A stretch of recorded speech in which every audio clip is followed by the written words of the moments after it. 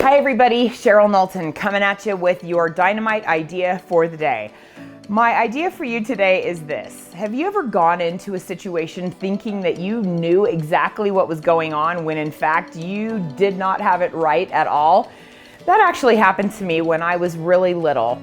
I was 5 years old. My mom had passed away earlier that year, and my dad set out to give me the Christmas to remember. As an only child, that was kind of a momentous and a hallmark year for our family, and he really wanted it to be great. So he set out to create this amazing Christmas with all the gifts and everything, and our front door was over here. And he told me on Christmas Eve, Santa's not gonna come unless you are in bed sound asleep. So I went to bed and I was so excited. It was the first Christmas that I could remember, like all of everything. And I heard something in the living room. And so I did what you're not supposed to do, and I got out of bed and I tiptoed down the hall and I peeked around the corner and I saw him. I saw Santa Claus filling my stocking that was hanging on the front doorknob. And I was so scared that he was gonna see me that I ran back to bed and pulled the covers up over my head and tried so hard to sleep. But I was so excited. I had actually seen Santa Claus. It was like one of the defining moments of my life.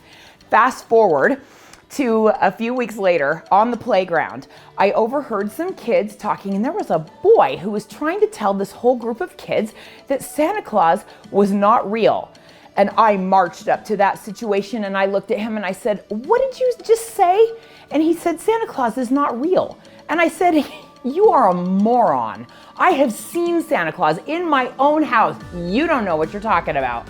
And all the kids were like, "Wow," and thought I was the coolest thing ever. And I was deadly serious. I knew it was real because I had seen him with my own eyes in my own living room. So let me ask you, have you ever had a situation where you absolutely dead set knew something and you marched in there with conviction and it wasn't quite exactly the way you thought it was?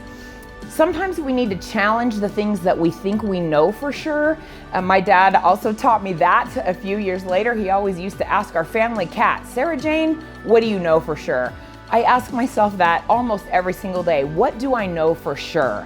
Sometimes we need to test the things that we think we know about the real estate business or even about our lives and make sure that we have the accurate paradigm about the situation before we go guns blazing. That is my thought for you for the day, and we'll see you next time.